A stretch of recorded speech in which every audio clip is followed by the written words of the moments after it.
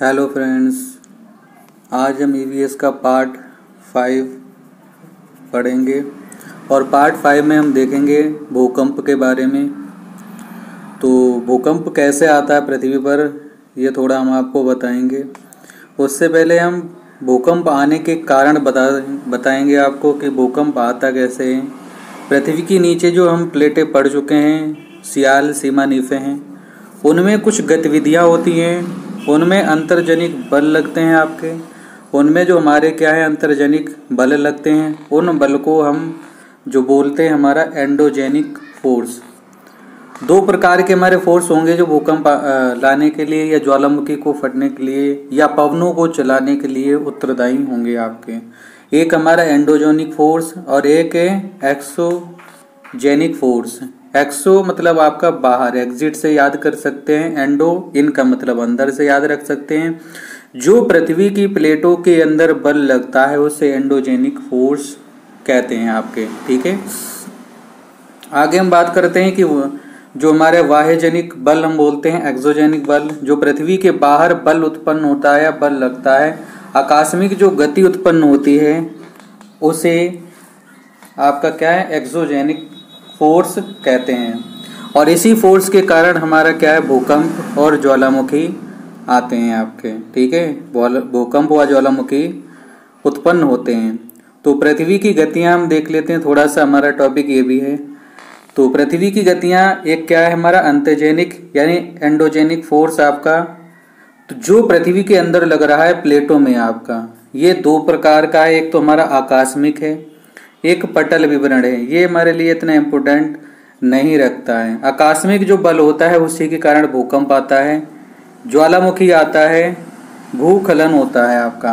ठीक है, वायुजनिक जो हमारा बल है इसमें अपरदन होता है मिट्टी का, यानी अपरदन मिट्टी को जो उठाकर एक स्थान से दूसरे स्थान तक, या मिट्टी का कटाव, जैसे नदियों द्वारा बहता जल यानी नदियां कर सकती हैं मिट्टी का अपरदन, पवनों द्वारा उठाया गया, ऐसे ही आपकी समुद्र तरंग, और ऐसे ही आपका सिंपल सा हो जाएगा हमारा हिमनद द्वारा। तो ये है जिसे भूकंप आने का कारण आपसे बताता है। लेकिन उससे पहले भी हमारा जो पार्ट है वो ये है, टॉपिक जो रहेगा वो ये रहेगा भूकंप की उत्पत्ति।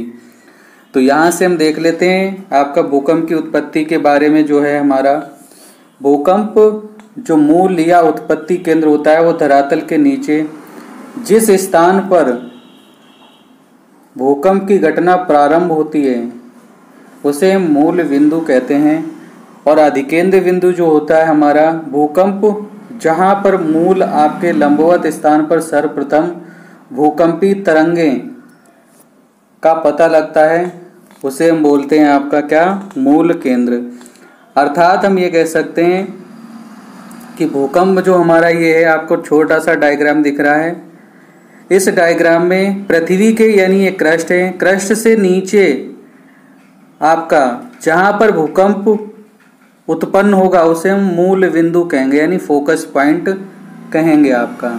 और जहां पर आपका सबसे पहले तरंगे उत्पन्न होंगी, जहां पर सबसे पहले तरंगे उत्पन्न होंगी जो प्राइमरी, सेकेंडरी और लव वेव तरंगे आती हैं, तो जहां पर सबसे पहले पृथ्वी हिलती है या सबसे पहले 90 डिग्री पे प्राइमरी तरंगे पहुंचती है उसे हम अधिकेंद्र बिंदु या एपिसेंटर पॉइंट कहते हैं। ठीक है, तो हम इसे पढ़ेंगे अभी डिटेल से, मैपिंग से अच्छे से। आगे देखते हैं हम भूकंप का जो अध्ययन करते हैं वो विज्ञान की शाखा में आपका है सिस्मोलॉजी में। अगर हम बात करते हैं लहरों का अध्ययन करते हैं सिस्मोग्राफ में। तीव्रता का मापन करते हैं रिएक्टर स्केल। रिएक्टर स्केल के अलावा करते हैं रिचर स्केल और मार्केली स्केल में भी हम इसका अध्ययन करते हैं। देखो, भारत में आपके 5 स्थानों पर सिस्मोग्राफ केंद्र लगाए गए हैं, पुणे, मुंबई, कोलकाता, दिल्ली और देहरादून। इसकी शॉर्ट ट्रिक भी आपके सामने ये लिखी हुई है। ठीक है, तो इन्हें आप ऐसे याद रख लेना। तो सिस्मोग्राफ केंद्र जहां पर आपके सिस्मोग्राफ लगे होते हैं जस्ट उन्हीं के ऊपर ही आपके लगे होते हैं हमारे क्या रिएक्टर स्केल या मार्केली स्केल या रिचर स्केल लगे होते हैं। भूकंप आने के कारण आपके प्राकृतिक जो है हमारे और कृत्रिम, दोनों कारण आपके हो सकते हैं। जैसे ज्वालामुखी का फटना प्राकृतिक कारण है, प्लेटों का गतिशील होना, सियाल सीमा जो नीफे लगी हैं उनका गतिशील होना प्राकृतिक है। प्रत्यास्थ पुनर्संरचन का आपका सिद्धांत होना, प्लेट टेक्टोनिक थ्योरी होना, ये भी क्या है आपका, ये भी आपका प्राकृतिक है। हम बात करते हैं कृत्रिम की, तो कृत्रिम में अगर हम बात करेंगे तो अणु बम में होगा, यानी परमाणु बम और हाइड्रोजन बम। तो परमाणु में आपका चाहे हाइड्रोजन बम हो, चाहे आपका क्या हो अणु बम हो, चाहे आपका परमाणु बम हो, इनसे अगर होगा तो आपका कृत्रिम होगा। कृत्रिम का मतलब है मानवीय शक्ति के द्वारा, या आपने कोई रॉकेट या कोई परमाणु बम छोड़ा किसी स्थान पर, जहां पर जाके गिरेगा वहां पर उत्पन्न भूकंप होगा आपका, कोई ना कोई स्पीड उसकी हो सकती है आपकी, ठीक है। गहराई के अनुसार आपका सामान्यतः जो भूकंप है प्रकार है, सामान्य है, मध्यवर्ती है और पटालनी है आपका, यानी 50 किलोमीटर तक सामान्य भूकंप पृथ्वी के अंदर, फिर मध्य और फिर सबसे ज्यादा गहराई में। लहरों की हम बात करते हैं तो भूकंप जब उत्पन्न होता है तो रेडॉन गैस की मात्रा क्या है आपके बढ़ने लगती है उस क्षेत्र में, और यहाँ से जो तरंगे उत्पन्न होंगी वो प्राइमरी, सेकेंडरी और लव वेव तरंगे उत्पन्न होंगी। आगे बात करते हैं जो तरंगे आपकी इस प्रकार हैं, यानी प्राइमरी तरंगों का जो प्रयोग है वो क्या होगा आपका, ठीक है। तो प्राइमरी तरंगे ये आपके तीनों माध्यम में होकर चलेंगी, यानी सॉलिड, लिक्विड और आपके क्या सॉलिड, लिक्विड और गैस, तीनों माध्यम में चलेंगी, यानी ठोस, द्रव, गैस तीनों माध्यम से होकर गुजरेंगी। इसीलिए इन तरंगों को हम क्या बोलते हैं, अनुदैर्ध्य तरंग या साउंड वेव या लॉन्गिट्यूडिनल वेव भी हम कहते हैं। इन तरंगों की स्पीड बहुत ज़्यादा होती है और ये तरंगें क्रस्ट पर, पृथ्वी की भूपटल पर सर्वप्रथम पहुंचती हैं और 90 डिग्री में चलती हैं मूल बिंदु से अधिकेंद्र बिंदु की ओर, ठीक है। मूल बिंदु से अधिकेंद्र बिंदु की ओर चलती हैं, यानी यहाँ से तरंग चलेगी और बिल्कुल सीधे आपकी पहुंचेगी जिस स्थान पर, वो हमारा कहलाएगा प्राइमरी तरंग, वो हमारा क्या कहलाएगा प्राइमरी तरंग। और इन तरंगों की स्पीड जो होती है 8 किलोमीटर प्रति सेकंड। ये तरंगें कम विनाशकारी, बहुत ही कम विनाशकारी होती हैं। बात करते हैं सेकेंडरी तरंगों की। ये तरंगें हमारी क्या है, द्रव माध्यम से होकर नहीं गुजर पाती हैं, अर्थात आपसे पूछता है समंदर में भूकंप आने पर कौन सी तरंगें गमन नहीं कर पाती हैं, तो आपका क्या हो जाएगा सेकेंडरी तरंगें। तो ये आपकी गमन नहीं कर पाती हैं, ये चल नहीं पाती हैं, ये ठोस और गैस में आपकी चल जाती हैं। तो इन तरंगों को हम बोलते हैं ट्रांसवर्स वेव तरंग या अनुप्रस्थ तरंग भी हम कहते हैं। फिर आ जाती है हमारी लव वेव तरंगे। एच.डी. लव द्वारा इन्हें खोजा गया है, एच.डी. लव द्वारा इन्हें खोजा जाता है आपका। तो आपसे पूछ लेता है इसमें ये तरंगें तीनों माध्यम से होकर गुजरती हैं तथा ये तरंगें सबसे विनाशकारी होती हैं आपकी। ये तरंगें क्या होती हैं, सबसे विनाशकारी होती हैं और आड़ी टेढ़ी चलती हैं, तिरछी यानी मुड़ी हुई आपके चलती हैं पृथ्वी के क्रस्ट में आपका, या पृथ्वी के सियाल में, या पृथ्वी के नीफे में आपकी टेढ़ी मेढ़ी परतों के रूप में परतों को तोड़ते हुए ऊपर आती है आपकी। तो ये तरंग सबसे ज़्यादा विनाशकारी है आपकी। इन तरंगों को जिग जैग तरंग भी कहते हैं। बात करते हैं जो हमारी तरंगे, भूकंपी तरंगे ये उत्पन्न होती हैं पृथ्वी पर आपकी, इन तरंगों को हम क्या कहते हैं, इन तरंगों को हम बोलते हैं हिमोसिस्मल रेखा या हिमोसिस्मल लाइन हम बोलते हैं आपका, ठीक है। आगे हम बात करते हैं इधर जो हमारे कुछ महत्वपूर्ण तथ्य हैं आपके, कि हिमालय क्षेत्र में भारत में सर्वाधिक प्रभावी क्षेत्र है, अर्थात हम टॉप 5 जोन में, सबसे खतरनाक जोन में हम हैं। अगर बात करता है प्रशांत महासागर की तटीय पेटी में, तो विश्व में लगभग 68% भूकंप का अनुभव किया जाता है। कश्मीर अगर घाटी में हम बात करेंगे, कश्मीर से लेकर अरुणाचल प्रदेश तक फैला हुआ है, यह सर्वाधिक भूकंप क्षेत्र है। इसमें नेपाल, भूटान और हमारे उत्तर प्रदेश और बिहार, उत्तराखंड, ये समस्त आपका क्षेत्र आ जाएगा। महत्वपूर्ण टॉप 5 जोन में जहां भूकंप सर्वाधिक आने की संभावना बनी रहती है आपकी। भूकंप की जो अवधि हमारी है, सामान्य अवधि में जो 8000 से 10,000 बार आते हैं आपके प्रत्येक 24 घंटे में आपके। कुछ हमारे संस्थान है जैसे भारतीय मौसम विभाग दिल्ली में है जो बताता है, भारतीय भू सर्वेक्षण कोलकाता में बताता है, और भूकंप अभियांत्रिक परीक्षण जो हमारा है रुड़की में है। तो ये कुछ बताते हैं भूकंप के बारे में आपका, ठीक है। तो हम देखते हैं, छोटा सा पार्ट हमारा था ये भूकंप। तो ये भूकंप के बारे में हमें छोटी सी जानकारी मिली है। आगे हम देखते हैं भूकंप के जो हमारे कुछ भाग और भी हैं उन्हें भी हम देख लेते हैं कि भूकंप आता है तो बचने के मुख्य हमारे किस कारणों से हम भूकंप से बच सकते हैं। थोड़ा देखो, ये 3D आपका है मैप, इसे भी समझा देते हैं। देखिए, जहां पर आपका भूकंप उत्पन्न होता है उसे ही हम बोलते हैं उद्गम केंद्र या फोकस पॉइंट कहते हैं, और जहां पर भूकंप की तरंगें सबसे पहले पहुंचती हैं उसे ही हम अधिकेंद्र बिंदु या एपी सेंटर पॉइंट कहते हैं। भूकंप तरंगें सभी सीमाओं में विचलन होती हैं जो प्राइमरी, सेकेंडरी और लव वेव के तरंगों के रूप में आपकी चलती रहती हैं। अगर हम विश्व में बात करें, सबसे ज़्यादा जो भूकंप आता है वो जापान क्षेत्र में, और भारत में अगर हम बात करेंगे तो नेपाल के तराई क्षेत्रों में आपके, या आप बात कर सकते हैं हमारे हिमालय के तराई क्षेत्रों में आपका। जो हमारा उत्तर प्रदेश जो टॉप 5 जोन में हम बता भी चुके हैं आपको, जम्मू कश्मीर से लेकर अरुणाचल प्रदेश तक आपका है। प्लेटों के नीचे जो हमारी हलचल होती है या कंपन होता है वही हमारा कहलाता है भूकंप, यानी पृथ्वी का कांपना, ठीक है।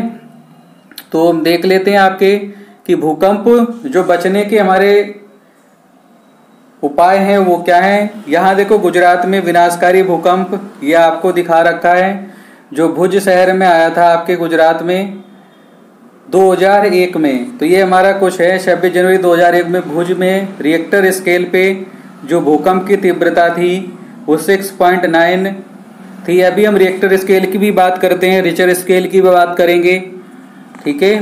तो यहाँ आपका है कि शहर में आग लग सकती है, और ये आपके बचाव के कुछ तथ्य इसमें दे रखे हैं। तो ये आपको PDF प्रोवाइड करा दिया जाएगा जिसमें आप ये पढ़ सकते हैं कुछ हमारे बचाव करनी चाहिए।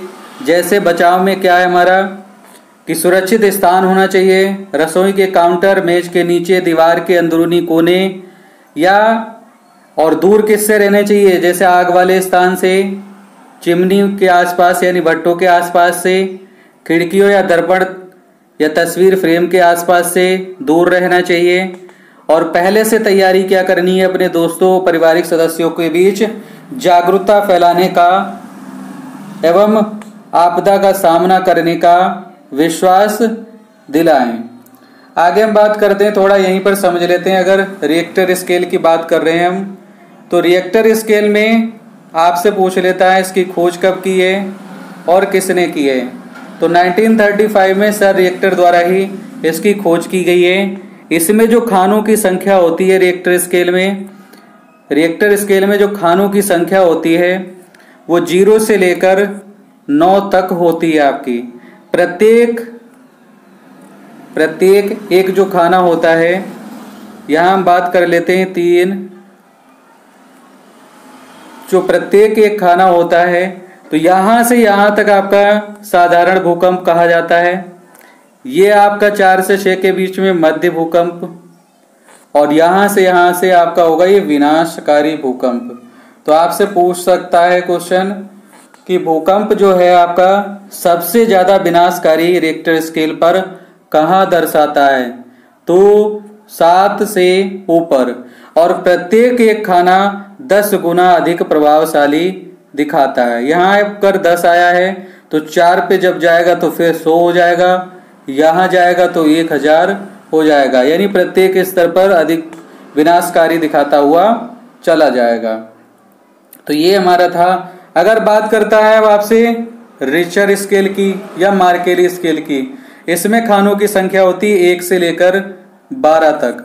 1 से लेकर 12 तक खाने होते हैं। मार्केली स्केल की सर मार्केली ने और रिचर्ड स्केल की सर रिचर्ड ने खोज की है। तो 1 से लेकर 12 तक होते हैं। इसमें खानों की संख्या अगर आपसे पूछता है तो 1 से लेकर आपके 12 तक होते हैं। यहाँ पर प्रत्येक एक खाना बिल्कुल जैसे उसमें दर्शा रहा था, ये साधारण, यह आपका मध्य और ये विनाशकारी भूकंप दर्शा रहे थे आपके। तो खानों की संख्या याद रखिए, ज़्यादा डीपली नहीं पूछेगा आप लोगों से। आगे हम बात करते हैं ज्वालामुखी के बारे में। तो थोड़ा सा ये है हमारा ज्वालामुखी का डायग्राम, फिर हम आगे देखेंगे ज्वालामुखी के प्रकार कौन कौन से होते हैं। देखो, जहां से आपका ज्वालामुखी उत्पन्न होता है, अभी बल हम बता ही चुके हैं आपको, एंडोजेनिक फोर्स, एक्सोजेनिक फोर्स। तो अंतः बल और बाह्य बल के कारण आपके क्या हैं, भूगर्भिक जो प्लेट में आपको टेम्परेचर बताया था वो 6000 डिग्री सेंटीग्रेड है आपका। इतना हाई टेम्परेचर होने के बाद में सियाल सीमा निफे में आपकी जो निकिल और आयरन है, जो निकिल और आयरन क्रोड में था, वो आपका क्या है, बिल्कुल लिक्विड हो जाता है, बिल्कुल मैग्मा के रूप में आपका क्या है, बिखर जाता है। तो सबसे नीचे जो भाग आपका यानी मैग्मा भरा रहता है और ऊपर ये आपकी एक क्या वॉल्केनो पाइप है। इस वॉल्केनो पाइप से आपका यहाँ पर एक धुंध प्राप्त होता है, जिसे, और ये जो आपको मुहाना दिख रहा है इसे हम क्रेटर कहते हैं। अगर ये मुहाना धीरे धीरे बड़ा हो जाता है तो इसे हम कोल्डेरा कहते हैं। क्वेश्चन पूछ लेता है कोल्डोरा या कोल्डेरा किसे कहते हैं आपका, तो कोल्डेरा हम ज्वालामुखी के बड़े क्रेटर को कहते हैं। ठीक है, आगे हम देखते हैं इसमें आपका जो गैसें और राख। गैसों में अगर आपसे पूछता है तो सबसे ज़्यादा आपकी क्या है, सल्फर डाइऑक्साइड, कुछ हमारा अवशिष्ट राख। और हम बात करते हैं गैसों में, तो गैसों में और भी आपकी जो होंगी सल्फर डाइऑक्साइड के अलावा carbon monoxide, carbon dioxide, carbon monoxide, carbon dioxide या आपका जलवाष्प। आपसे अगर पूछता है कि सबसे ज़्यादा क्या निकलता है तो जलवाष्प निकलता है, 90 से 92% तक आपका निकलेगा जलवाष्प हमारा। अगर आपसे पूछता है गैस में सबसे प्रमुख गैस जो है वो क्या है, हमारी सल्फर डाइऑक्साइड है आपका। तो आपसे निकलता क्या है, मैग्मा से लावा निकलता है आपका। जब आपका क्रेटर से बाहर निकल जाता है तो लावा हो जाता है और उसी द्वारा प्राप्त चट्टानों को हम बोलते हैं आग्नेय रॉक, यानी हमारी आग्नेय चट्टानें।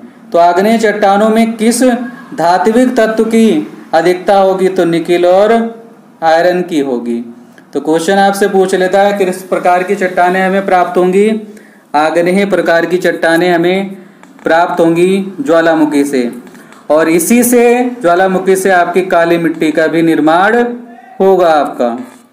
तो आगे बात करते हैं, देखिए इसमें अब बनावटी के अनुसार अगर आपसे बात करते हैं, भाई ये हर स्थान पर अलग ज्वालामुखी होगा, कोई इस टाइप से होगा, कोई इस टाइप से होगा, कोई कैसा, कोई कैसा, कोई कैसा होगा आपका। तो आपसे डायरेक्ट क्वेश्चन यहाँ पूछता है कि ज्वालामुखी की जो हमारी आकृतियां हैं, जो शेप है आपकी, वो शेप कौन कौन से होंगी, तो आपकी सिल प्रकार की शेप होगी, डाइक होगी, लेपोलिथ होगी,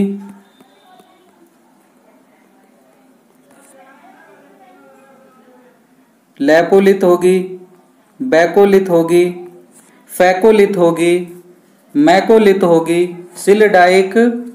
ठीक है, और जिनमें लगभग लिथ लग जाए वो सारे के सारे आपके ज्वालामुखी द्वारा निर्मित आकृतियां हो जाएंगी आपकी। आगे हम बात करते हैं बनावट के अनुसार ज्वालामुखी 3 टाइप के होते हैं। जिनमें उद्गार रहता है वो हमारे सक्रिय कहलाते हैं, एक्टिव वॉल्केनो, और जो आपके डरावने रहते हैं, जो हमेशा जिनमें धुंध या थोड़ा बहुत जलवाष्प आपका रहता है, उन्हें हम प्रसुप्त या सुसुप्त ज्वालामुखी बोलते हैं। उन्हें हम डायमंड वॉल्केनो भी कहते हैं, वॉल्केनो भी कहते हैं, और ये हमारे क्या हो जाएंगे, एक्टिव वॉल्केनो हो जाएंगे। अब बात करते हैं जो लास्ट बचेंगे वो हमारे होंगे शांत ज्वालामुखी। वो क्या होंगे आपके शांत ज्वालामुखी, डेथ वॉल्केनो या डेड वॉल्केनो आपके हो जाएंगे। तो हम बात कर लेते हैं हमारे डेड वॉल्केनो कौन कौन से होंगे। फिर हम बात करेंगे ऊंचे ज्वालामुखी, सबसे ऊंचे ज्वालामुखी, सबसे विनाशकारी ज्वालामुखी, इन सब की हम बात कर लेंगे आपके सामने। तो यहाँ देख लेते हैं विश्व के प्रमुख हमारे ज्वालामुखी हैं। तो विश्व का जो सबसे ऊंचाई पर स्थित ज्वालामुखी है वो ओजस्डेन सेलाडो है, जो एक कैसा है, सक्रिय प्रकार का ज्वालामुखी है, जो हमारा एक एक्टिव वॉल्केनो है और एंडीज पर्वतमाला का सबसे सक्रिय व ऊंचा ज्वालामुखी है। अब अगर आपसे पूछता है सबसे ऊंचा व सक्रिय ज्वालामुखी कौन सा है, तो ओजस्डेन सेलाडो एंडीज पर्वत श्रृंखला में होगा। देशों के अगर बीच पूछता है तो अर्जेंटीना और चिली के मध्य होगा, और किस प्रकार का होगा, तो सक्रिय होगा। आगे बात करते हैं आपकी जो इम्पोर्टेंट हमारे ज्वालामुखी हैं वही हम इसमें देख लेंगे। तो ये एक हो गया। दूसरे की हम बात करते हैं। तो दूसरा जो सक्रिय है एंडीज पर्वत श्रृंखला का वो है कोटोपैक्सी, इक्वाडोर में है, और ये भी आपका क्या है, सक्रिय प्रकार का ज्वालामुखी है, और ये भी आपका क्या है, इक्वाडोर में पड़ेगा, और ये आपका विश्व का तीसरा सबसे ऊंचा ज्वालामुखी हो जाएगा। आगे हम बात करते हैं आपका, अगर यहीं से आपका पूछ लेता है जो अच्छों में हमारा काउंट किया जाता है, तो आपका मोनोलोआ जो है हवाई द्वीप पर, ये विश्व का सबसे सक्रिय ज्वालामुखी है, ऊंचाई पर नहीं। अगर आपसे पूछता है विश्व का दूसरा, पहला नहीं आपका दूसरा सक्रिय ज्वालामुखी कौन सा है, तो मोनोलोआ है हवाई द्वीप पर, बट ये ऊंचा नहीं है आपका, ये विश्व का सबसे सक्रिय ज्वालामुखी है। और हवाई द्वीप पर ही एक आपका क्या है, किलायु, जो किलायु है वो विश्व का सबसे ज़्यादा सक्रिय ज्वालामुखी है, बट ऊंचाई पर नहीं है आपका। अगर ऊंचा पूछता है तो ओजस्डेन सेलाडो हो जाएगा। अगर आपसे पूछता है विश्व का सबसे सक्रिय ज्वालामुखी कौन है, तो किलायु है। दूसरा सक्रिय कौन सा है, तो मोनोलोआ है। तीसरा सक्रिय कौन सा है, तो ओजस्डेन सेलाडो है। चौथा पूछता है तो कोटोपैक्सी हो जाएगा। तो इस टाइप से हम बात कर लेंगे।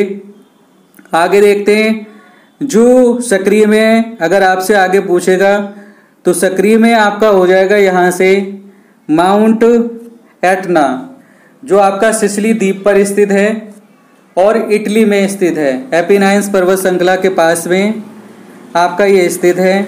आगे हम बात करेंगे आपका जो इम्पोर्टेंट में होगा स्टोम्बेली, इसे भूमध्य सागर का हम प्रकाश स्तंभ कहते हैं, जो लैपारी द्वीप पर स्थित है, जो हमारा कहाँ स्थित है, लैपारी आइलैंड पर स्थित है और इटली में ही, और ये भूमध्य सागर का प्रकाश स्तंभ के नाम से जाना जाता है। अब हम बात करते हैं इसमें भारत का थोड़ा नहीं दे रखा है। तो भारत का जो सक्रिय ज्वालामुखी है वो बैरन है। वो क्या है, बैरन है, अंडमान निकोबार में, अंडमान निकोबार में है, और बैरन द्वीप पर ही स्थित है आपका, बंगाल की खाड़ी में, बे ऑफ बंगाल में आपका स्थित है। ये सारे जितने अभी पढ़ाए हैं ये सक्रिय ज्वालामुखी हैं। हम बात करते हैं प्रसुप्त की। तो प्रसुप्त में भी देख लेते हैं थोड़े से ज्वालामुखी हैं जो प्रसुप्त में हम बात करेंगे। फिर हम बात कर लेंगे शांत में आपका, ठीक है। तो यहाँ से हमारा जो प्रसुप्त में ज्वालामुखी हो जाएंगे, कुछ इसमें दे नहीं रखे हैं।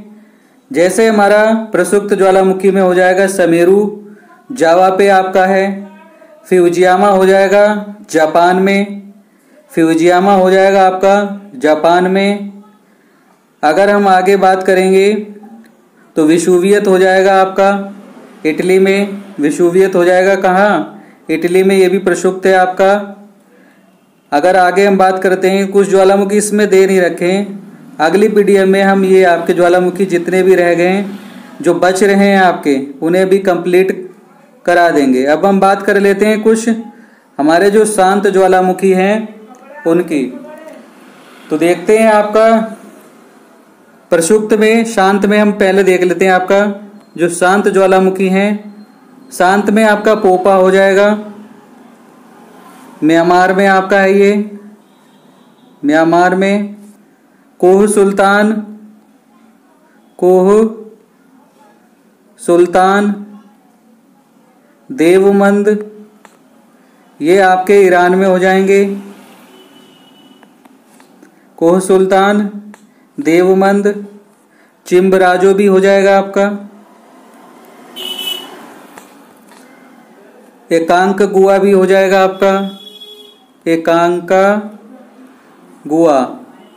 और विश्व का अगर सबसे ऊंचाई पर स्थित ज्वालामुखी पूछता है तो एकांकागुआ है, 692 मीटर ऊंचा है, जो दक्षिणी अमेरिका महाद्वीप का सबसे उच्चतम शिखर भी है आपका। तो विश्व का ये शांत ज्वालामुखी है। आगे बात करते हैं किलिमंजारो। किलिमंजारो यह आपका पड़ेगा किलिमंजारो, तंजानिया, अफ्रीका महाद्वीप, तंजानिया अफ्रीका महाद्वीप। और अफ्रीका महाद्वीप में अगर आपसे पूछता है तो ये अफ्रीका महाद्वीप का भी उच्चतम शिखर है, हाईएस्ट पॉइंट है हमारा। तो ये कुछ हमारे थे ज्वालामुखी। अब हम बात कर लेते हैं चट्टानों की। जो चट्टानें होती हैं, अब सादी चट्टानें आपने पढ़ा होगा, आग्नेय चट्टानें पढ़ी होंगी और परतदार। तो इन चट्टानों के परिवर्तित रूप आपसे पूछ लेता है। जो आग्नेय चट्टानें होंगी और इनका परिवर्तन रूप क्या हो सकता है, जैसे ग्रेनाइट का ग्रेनाइट नीस हो जाएगा, साइनाइट का आपका साइनाइट नीस हो जाएगा, ग्रेवो का ग्रेवो नीस हो जाएगा, बेसाल्ट का स्लेट हो जाएगा, रायोलाइट का हल्का सिल्ट हो जाएगा और बिटुमिनस कोयला का ग्रेफाइट हो जाएगा। तो ये आग्नेय चट्टानें परिवर्तित हो जाएंगी आपकी किसमें, परतदार में, यानी परिवर्तन के रूप में। अब सादी चट्टानों को हम बोलते हैं सेडिमेंट्री रॉक्स, आग्नेयस को हम आग्नेय बोलते हैं आपका। यहाँ पे अब सादी चट्टानें यानी संपीड़न जो होंगी, संपीड़न सिल्ट, संपीड़न मीन्स आपका यानी कंप्रेस। आपको अगर दबा दोगे उन चट्टानों को तो और भी परिवर्तित के रूप में बदल जाएंगी। जो हमारा बलुआ पत्थर है कैल्शियम कार्बोनेट, वो क्वार्टजाइट के रूप में चेंज हो जाएगा। जो सेल है आपका वो स्लेट अब्रक के रूप में, सिल्ट के रूप में चेंज हो जाएगा। जो चूने का पत्थर है जो हमारा, वो संगमरमर यानी CaCO3 के रूप में, कैल्शियम कार्बोनेट के रूप में बदल जाएगा। लिग्नाइट प्रकार का जो कोयला है वो एंथ्रासाइड कोयला में परिवर्तित हो जाएगा। और जो कोयला है वो किस में परिवर्तित हो जाएगा, ग्रेफाइट में परिवर्तित हो जाएगा। तो ये हमारा था छोटा सा टॉपिक, इसे आप तैयार करें अच्छे से और ये PDF हम आपको लोड करवा देंगे आपके चैनल पर ही, ठीक है। तो ये देख लेते हैं आप शुरू से, आप इसे देखना अच्छे से। और कुछ हमारे जो ज्वालामुखी रह गए उन्हें हम कंप्लीट अगली सी वीडियो में करा देंगे, फिर आपकी 6 वीडियो आपके सामने लेकर आएंगे। तो आज के लिए इतना ही। जय हिंद, जय भारत।